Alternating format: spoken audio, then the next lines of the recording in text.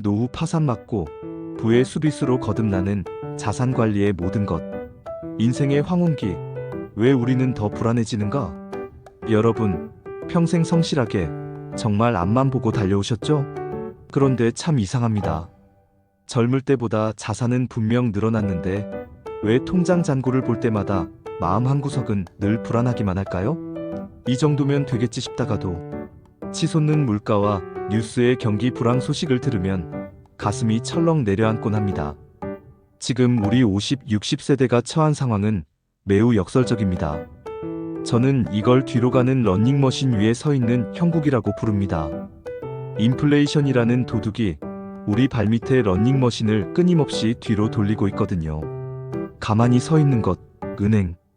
예적금에만 돈을 넣어두는 것은 사실 조금씩 뒤로 밀려나 낙오되고 있다는 뜻입니다. 은퇴 후 우리를 파산으로 몰고 가는 5대 리스크를 아시나요? 과도한 자녀 교육 및 결혼 비용, 본인이나 배우자의 중대 질병, 생각보다 너무 긴 수명, 인플레이션, 그리고 마지막으로 잘못된 투자나 사기입니다. 특히 지금처럼 저금리 고물가가 공존하는 시대에는 과거의 성공 방식이 더 이상 통하지 않습니다. 자산이 줄어드는 근본적인 원인은 여러분이 부족해서가 아닙니다. 우리가 평생 유지해온 돈을 대하는 마인드가 지금의 경제 환경과 충돌하고 있기 때문입니다. 이제는 돈을 버는 법이 아니라 지키고 불리는 법으로 체질을 완전히 바꿔야 합니다. 그 첫걸음인 심리 전략부터 깊이 들어가 볼까요? 공격수의 뇌를 끄고 수비수의 뇌를 켜라. 부자가 되는 법과 부자로 남는 법은 완전히 다른 영역입니다. 우리 뇌에는 두 가지 회로가 있어요. 돈을 벌 때 쓰는 획득의 뇌와 돈을 지킬 때 쓰는 유지의 뇌입니다. 축구 경기를 떠올려 보세요. 경기에서 이기려면 골을 넣는 공격수가 필요하지만 대회 전체에서 최종 우승을 차지하려면 탄탄한 수비가 뒷받침되어야 합니다. 은퇴 후의 자산 관리는 철저히 수비수의 관점에서 접근해야 합니다. 왜냐고요? 자산 규모가 커질수록 리스크의 무게는 기하급수적으로 늘어나기 때문입니다. 1억 원을 굴릴 때 20% 손실은 2천만 원입니다. 아프긴 해도 다시 벌 수 있는 돈이죠. 하지만 50억 원을 굴릴 때 20% 손실은 무려 10억 원입니다. 이 10억 원은 단순한 숫자가 아닙니다. 여러분이 30년 동안 가족과 보낼 시간을 희생하며 일궈낸 피땀의 결정체입니다. 노후에 이런 손실을 입으면 복구가 불가능합니다. 제 지인이었던 박 회장님 이야기를 해드릴게요. 2010년대 중반 지방시행 사업으로 수백억을 벌어 강남의 번듯한 빌딩까지 사셨던 분입니다. 주변의 부러움을 한몸에 받으셨죠. 그런데 위기가 닥쳤을 때 예전의 공격적 본능을 버리지 못하셨어요. 내가 해봐서 아는데 지금이 기회다라며 빌딩을 담보로 무리한 레버리지 투자를 감행하셨습니다.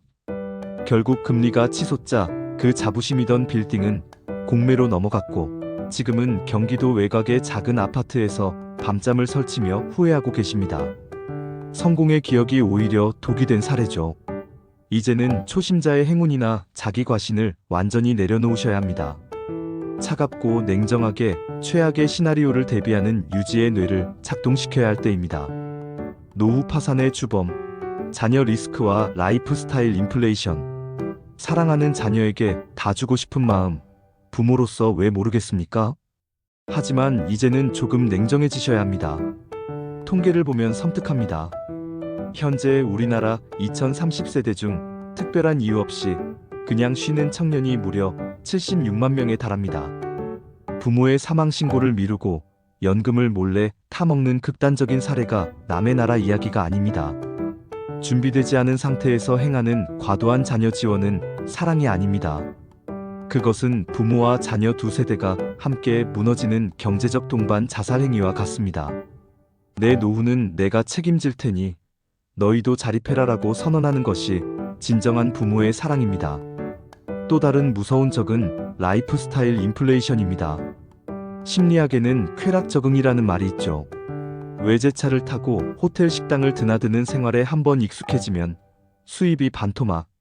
나도 그 소비 수준은 절대 내려오지 않습니다. 월 순수익 5천만 원을 벌던 김 사장님은 고정 지출만 3천만 원이었습니다. 그런데 경기가 꺾여 수익이 2천만 원으로 줄어들자 매달 1천만 원의 적자가 났습니다. 하지만 주변 시선 때문에 차를 바꾸지도 모임을 줄이지도 못했죠. 결국 2년 만에 식당 건물까지 팔아야 했습니다. 진짜 부자는 남들에게 보이기 위한 품위 유지비 대신 보이지 않는 중산층 전략을 택하는 사람입니다. 겉모습은 평범하게, 내실은 단단하게 유지하는 것이 최고의 보안 전략입니다. 2026년 방어적 자산 배분. 방패의 두께를 결정하라. 안으로 새는 돈을 막았다면 이제 밖에서 밀려오는 경제. 위기로부터 내 돈을 지킬 실전 방패를 만들어야 합니다. 한국형 자산 구조의 치명적인 약점은 자산의 80%가 부동산에 묶여 있다는 점입니다. 유동성이 전혀 없죠. 위기 상황에서 아파트 안방만 떼어 팔 수 있나요? 절대 불가능합니다. 이를 극복하기 위한 2026년 방어 포트폴리오의 3대 지침을 꼭 기억하십시오. 첫 번째, 3년치 생존 예산 확보. 이건 수익을 내기 위한 돈이 아닙니다. 시장이 폭풍우처럼 요동쳐도 3년은 끄떡없이 버틸 수 있다는 믿음을 주는 멘탈 방어용 봉인 현금입니다. 이 돈은 뒤에서 설명할 MMF나 초단기 채권에 넣어두고 절대 건드리지 마십시오. 두 번째, 달러 자산 30% 확보. 위기가 오면 원화 가치는 떨어지고 달러 가치는 치솟습니다. 한국 자산에만 올인하는 것은 침몰하는 배에 전 재산을 싣는 것과 같습니다. 달러는 위기시 가치가 오르는 최고의 보험입니다. 세 번째, 기계적 리밸런싱. 6개월마다 한 번씩 감정을 빼고 자산 비중을 조정하십시오. 많이 오른 자산을 팔고 하락한 자산을 사는 이 지루한 반복이 여러분의 계좌를 평온한 호수로 만들어줍니다. 60대 최 여사님은 강남 아파트 한 채에만 매달리는 대신 현금 일부를 배당주와 국채로 돌려 현금 흐름의 사다리를 만드셨습니다. 최근 시장이 급락했을 때 다른 이들은 패닉에 빠졌지만 최 여사님은 웃으며 말씀하셨죠. 주가는 좀 빠졌지만 이번 달에도 배당금 400만 원은 따박따박 들어오니까요. 이것이 바로 유동성과 현금 흐름이 주는 심리적 우위입니다. 자산관리 방법. 첫 번째, 소액으로 시작하는 현금 흐름. MMF부터 리츠까지. 큰 돈이 있어야 투자를 하지라는 생각은 이제 버리셔도 됩니다.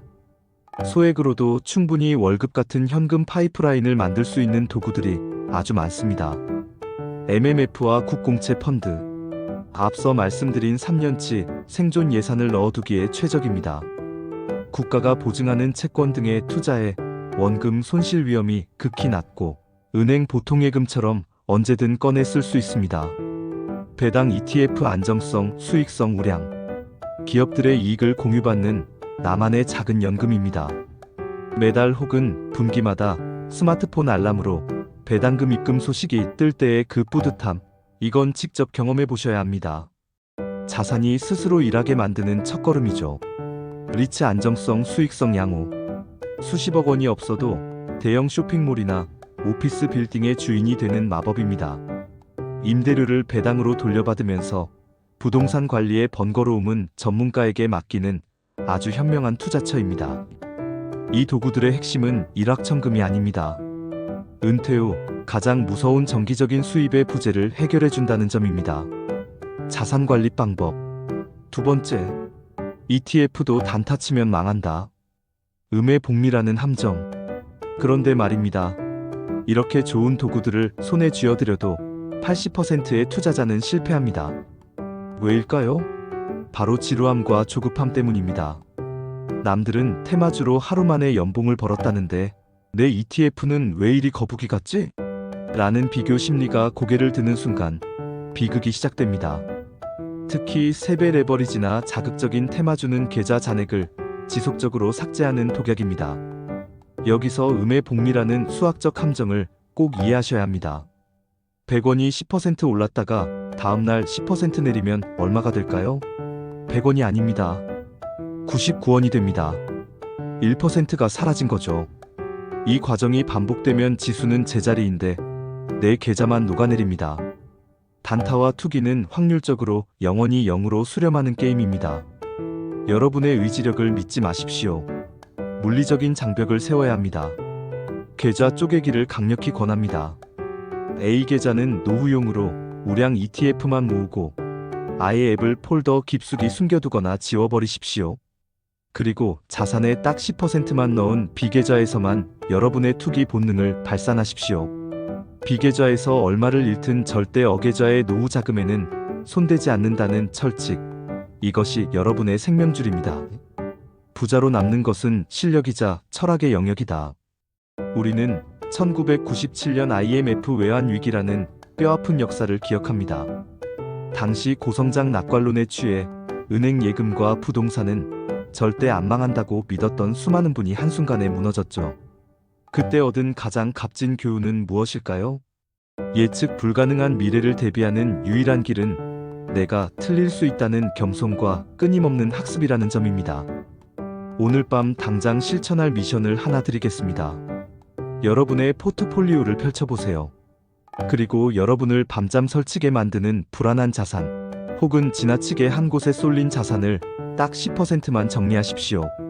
그 10%를 오늘 배운 달러나 국공채 같은 안전 자산으로 옮겨보십시오. 그 작은 이동이 나머지 90%의 자산을 지탱하는 가장 강력한 방패가 될 것입니다. 부자가 되는 것은 운의 영역일지 모르지만 부자로 남는 것은 철저히 여러분의 실력이자 철학의 영역입니다. 저는 여러분이 돈의 노예가 아닌 주인이 되어 품격 있는 노후를 누리시길 진심으로 응원합니다. 여러분의 30년 경제적 자유, 오늘 이 영상이 든든한 등대가 되었기를 바랍니다.